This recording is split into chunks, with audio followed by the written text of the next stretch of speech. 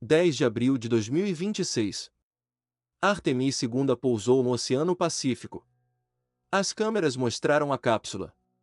Os astronautas saindo. O mundo aplaudiu. Mas ninguém na TV explicou o que vem depois. E o que vem depois é a corrida mais importante da história da humanidade. Não por glória. Pelo controle do futuro energético do planeta. Em 1969, os Estados Unidos chegaram à Lua. O mundo parou para assistir. Neil Armstrong pisou na superfície lunar e disse as palavras mais famosas da história. E então? A humanidade foi para a Lua mais 5 vezes. E parou. Por quase 50 anos, ninguém voltou. Por quê? Essa é a pergunta que poucos fazem. E a resposta muda tudo. Não foi falta de tecnologia. Não foi falta de dinheiro. Foi porque, na época, ninguém sabia o que realmente estava lá. Agora sabem. E o que descobriram está mudando a geopolítica do mundo inteiro. Hélio 3. 2 palavras que podem parecer simples, mas que estão por trás de uma das maiores corridas geopolíticas da história moderna. Então o que é isso? Na Terra, o átomo de hélio mais comum tem 2 nêutrons. O hélio 3 tem apenas um. Uma diferença minúscula, com uma consequência gigantesca. Quando 2 átomos de hélio 3 se fundem, eles liberam energia. Energia limpa. Sem radiação perigosa. Sem lixo nuclear. Sem combustão. É o combustível perfeito para a fusão nuclear. A fonte de energia que os cientistas perseguem há 70 anos. O chamado Santo Graal da energia. E a Lua tem isso em abundância. Sabe quanto? Estima-se que existam entre 1 e 5 milhões de toneladas de hélio 3 na superfície lunar. 1 tonelada de hélio 3 pode gerar a mesma energia que 10.000 toneladas de carvão. Uma única tonelada. E a Lua tem até 5 milhões. Agora entendeu por que todo mundo quer chegar lá primeiro? Mas o hélio 3 não é o único motivo. Tem algo ainda mais básico. Mais urgente. Água. Em 2009, a NASA confirmou o que muitos suspeitavam há décadas. Existem bilhões de toneladas de gelo nos polos da Lua. Especialmente no Polo Sul. E água na Lua não significa apenas água para beber. Água pode ser quebrada em 2 elementos: hidrogênio e oxigênio. Hidrogênio é combustível de foguete. Oxigênio é para respirar. Isso significa que quem controlar a água da Lua, controla o posto de gasolina do espaço. Todo foguete que partir para Marte, para asteroides, para além do sistema solar, vai precisar parar na Lua para reabastecer. Quem controlar isso, controla o futuro da exploração espacial. Esse é o verdadeiro prêmio. Não é a Lua em si. É a posição estratégica que a Lua oferece. Então quem está nessa corrida? Vamos aos jogadores. China. A China não esconde seus planos.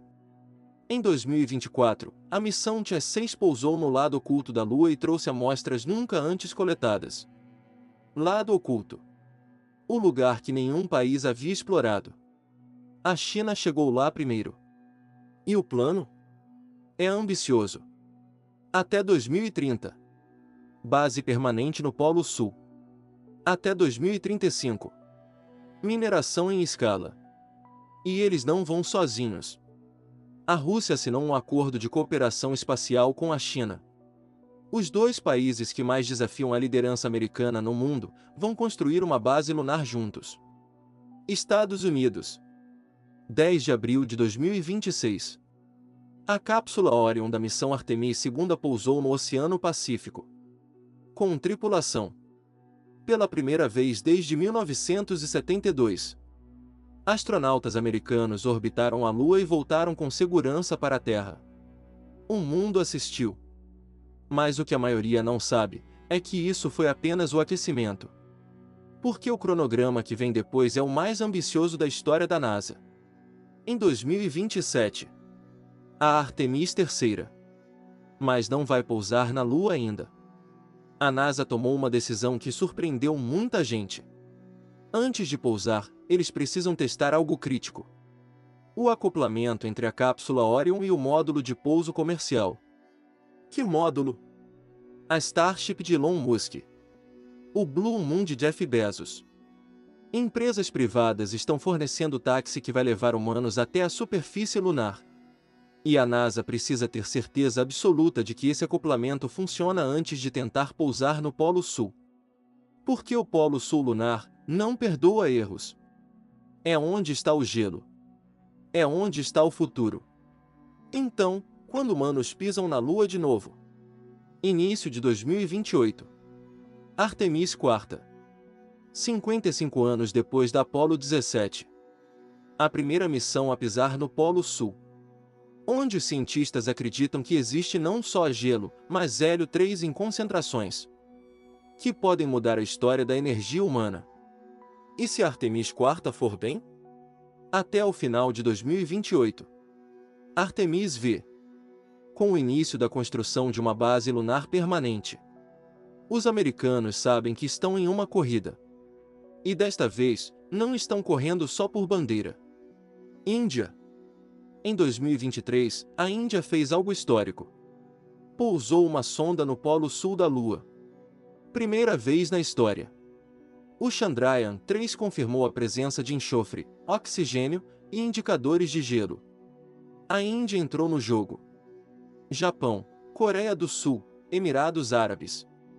Todos com missões ativas ou planejadas. O espaço deixou de ser exclusividade de 2 países. Agora é uma corrida com 10 jogadores. E o campo é a Lua. Mas a pergunta que todo mundo faz é: teremos realmente uma base na Lua?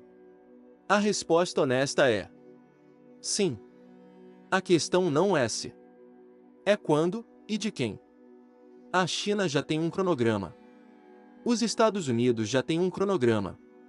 E tecnologicamente, já é possível. A impressão 3D com regolito lunar, o pó da superfície da Lua, já foi testada com sucesso em laboratório.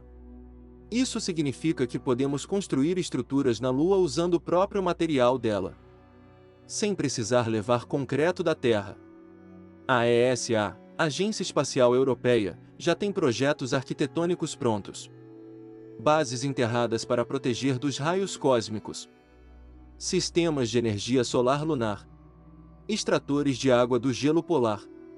Isso não é ficção científica. Isso é engenharia.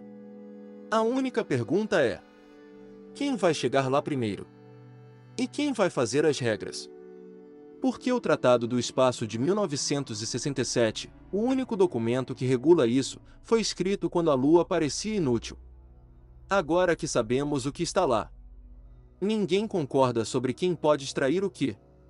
E essa ausência de regras é exatamente o tipo de vácuo que gera conflito. Então voltamos à pergunta do início. Por que agora? Por que depois de 50 anos de silêncio, o mundo inteiro voltou a olhar para cima? Por que agora sabemos o que está lá? Por que a tecnologia finalmente tornou isso possível e barato? Por que a fusão nuclear está mais próxima do que nunca de se tornar realidade? E por que o país que controlar o hélio 3 da Lua pode um dia controlar a energia de toda a civilização humana? Petróleo moveu o século XX. Hélio 3 pode mover o século XXI. E a corrida já começou. A única diferença para 1969 é essa. Naquela época, 2 países competiam por glória e propaganda. Hoje, o prêmio é o futuro do mundo.